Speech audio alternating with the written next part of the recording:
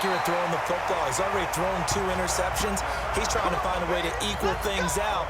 And instead of it going to the opponents, get it to his own receivers and find the end zone. Yeah, you mentioned those 2 picks. No touchdown passes yet either. The first down carry here for Johnson. Now the result here, a pickup of 8. Leaves him with 2 to go on second down. 8 yards the tally on that first down run. Here's 2nd and 2. Back to the ground. This time it's Chubb. He's got the first down here inside the 30. And down to the 27-yard line. Exactly what they needed right there, because they needed to use the ground game to take some pressure off, because the quarterback's been struggling a little bit. This offense finding its legs now. Here's another 1st and 10. Throwing on first down, but this one winds up to be incomplete. Landry again the intended target, and that'll bring up 2nd down. 2nd and 10 now from the 27. Mayfield hands to Chubb on the draw. Just a couple there on the 2nd down run. Now they're staring at a 3rd and 8 situation. But not a huge gain there as we head towards the 2-minute warning. It'll be interesting to me to see what they decide to do after the timeout. Now the Browns will use the first of their 3 timeouts. So as they take it over, we step aside. And for the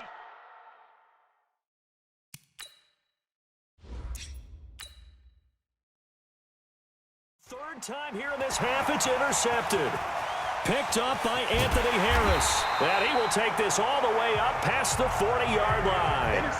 They were looking for Johnson that time. Well, let's get back to the playoff picture. We talked about the AFC. Let's look at the NFC. That race starting to come into focus. We know most of the teams. Seahawks, 49ers, Saints, and Packers all in. Vikings in good shape. How do you handicap this race? It seems like anyone can beat anyone. I think you're spot on, because if you were going into the playoffs with these teams that we're going to talk about, who would you make the absolute favorite?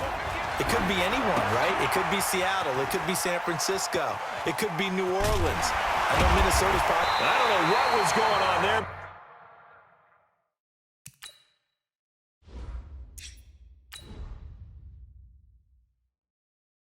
But the end result, this is going to be a safety. Well, I'm not totally privy to what went on with their offensive meetings, but, Charles, something tells me that one wasn't in the plan. Yeah, when we had our production meeting, they didn't exactly share that with us, but I'm pretty sure that on the play sheet, the run backwards into your own end zone play was not written down. The Browns drive about to get started. There was still more than a minute to go in the half. Time to try to mount a drive. And I would think that they would have to. This is today's NFL. You got to push it whenever you get an opportunity. You could never have enough points with the high-powered offenses that you face. And analytics will tell you, try and score when given the opportunity. Trey Waynes, the Michigan State man, right there in coverage. After the incomplete pass, here now is 2nd and 10. Big time drive. Let's go, boys. Let's go. Mayfield to throw it. They'll let it go deep for Beckham. And he knocks the ball away, and it falls incomplete. The Pro Bowler Odell Beckham, the intended receiver. And it's 3rd down. So back-to-back incompletions, and that has him staring at a 3rd and 10.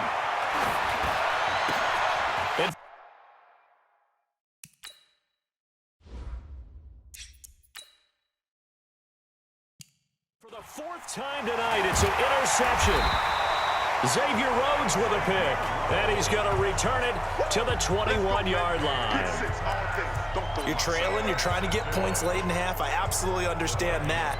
But remember, it's all about the ball. And without the ball, you can't get those points. They just turned it over. Now you got to be careful, because that deficit can get a little bigger on the other side with that good field position they just took over with. And that one covered beautifully. Their defenders stayed home, and they'll stop him behind the line.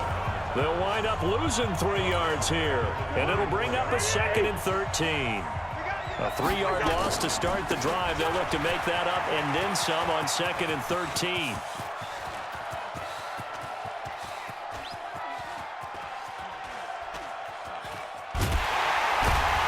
And he goes nowhere. He'll lose yardage back at the 17.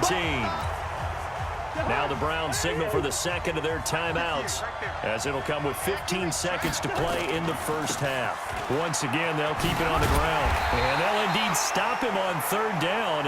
And now what do you want to do with your timeouts?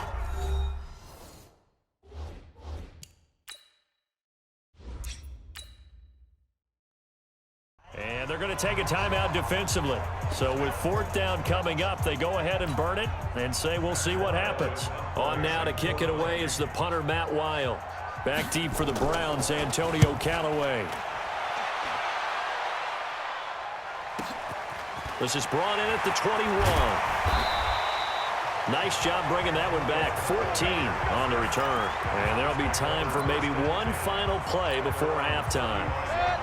The Browns drive about to get started. Likely time for just one final play, and then it'll be off to the locker room to talk about how they can erase this deficit. Yeah, and I think a lot of people look at it and go, well, maybe you take a shot here. Maybe you get some momentum going into the half. What's the flip side of that? You do something crazy, quarterback gets hit, ball comes free, and now you're down an even bigger margin. Go ahead and take this one. Go to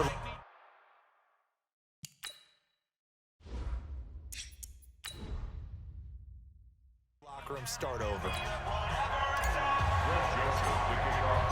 The never tedious halftime show behind us, and now it's back to football as we get going again in Super Bowl 54. This will be fielded on the back line of the end zone. Out come the Vikings. They'll have it first on offense as we begin the third. They have the lead. Now they'll be looking for some separation here as we begin the third quarter. I like the way you termed that, because now I think they go a little bit deeper into their playbook. They like what they did in the first half. That worked. I don't know what was going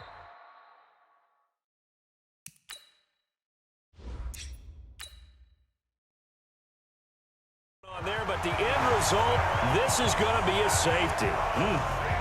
Well, I'm not totally privy to what went on with their offensive meetings, but, Charles, something tells me that one wasn't in the plan. Yeah, when we had our production meeting, they didn't exactly share that with us, but I'm pretty sure that on the play sheet, the run backwards into your own end zone play was not written down. Here's the Browns offense now getting set to start off this third quarter. They trail offense, first time to touch the ball in quarter three, and we'll see what they can do. And I can't wait to see what they have planned, because some teams script to start a half. Other teams just go, okay, these are the sequence of plays we want to run. These things worked well for us.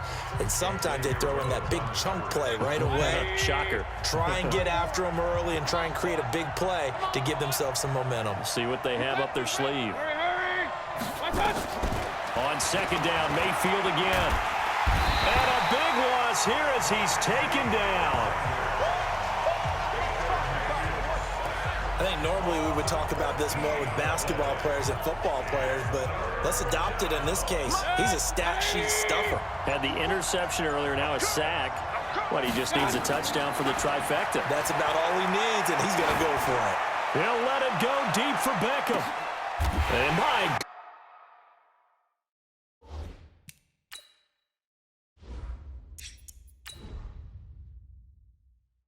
goodness, another interception. Picked off by Harrison Smith, and they will take over at the 29-yard line. The interception woes, they just continue to mount. He's thrown 5 picks. At this point, you got to be thinking, is it something between the ears? I think a confidence hit does occur once you start getting those numbers up there a little bit. But as you and I both know, it's not always just one guy. I don't know what was going on.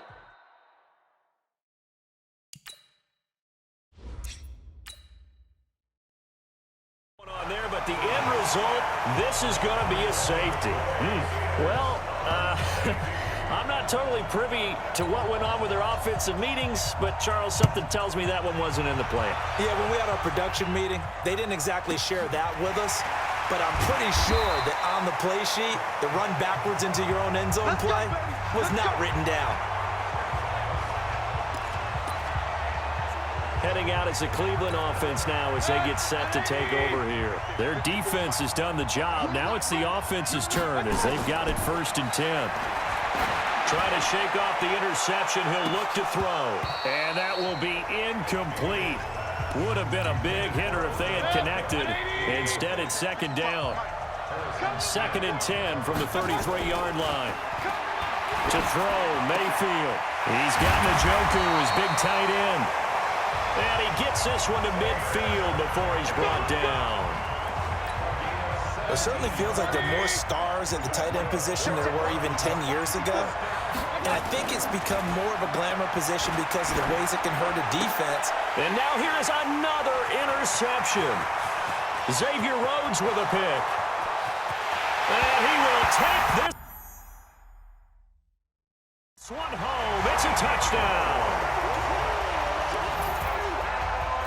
Now, I don't know who all is to blame there, but I love seeing pick sixes. Nothing like seeing someone pluck it out of the air and go the other way and see people try to change directions. Hard to do. A throw there, but that's going to wind up incomplete. I know they didn't tack on the 2 points, but I liked their attempt. After the interception return for a touchdown, I was thinking to myself, forget kicking it, go for 2, and they did. Well, yeah, and everybody's scrambling. Maybe you catch the defense on their heels. They weren't ready to be out there. Yeah, it's almost like a sudden change, right? There's a turnover, you take it away, they stuck it in the end zone, keep the momentum going. Give credit to the defensive guys for rallying and stopping that 2-point attempt.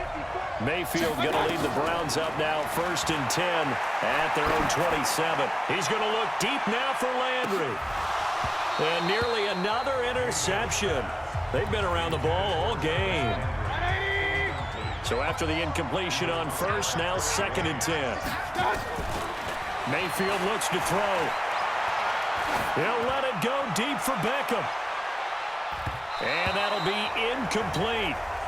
Good protection that time, and they couldn't hook up on the long one. Now it's 3rd down. Now they face a 3rd and 10 after back-to-back incompletions. Throwing, Mayfield. He'll let it go deep for Beckham. And it's knocked away and incomplete. Well, this secondary has done such a good job of frustrating these receivers tonight. Another example right there. And look at this, it's a fake.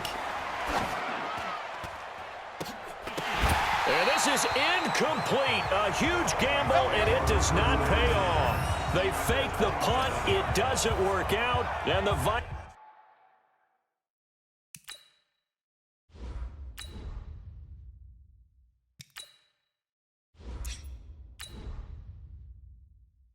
Vikings, they have the football now in excellent field position.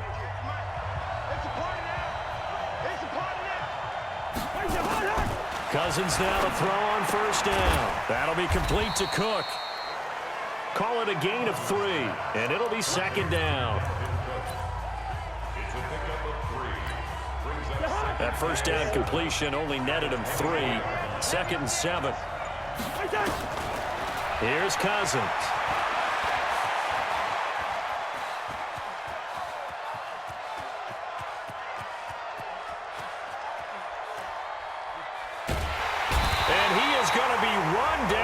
Disaster there, a huge loss. Olivier Vernon. He's the one credited for the sack there, but certainly no credit given offensively. That play, well, it defies logic. To throw, Cousins. Flush to his right. And he's good.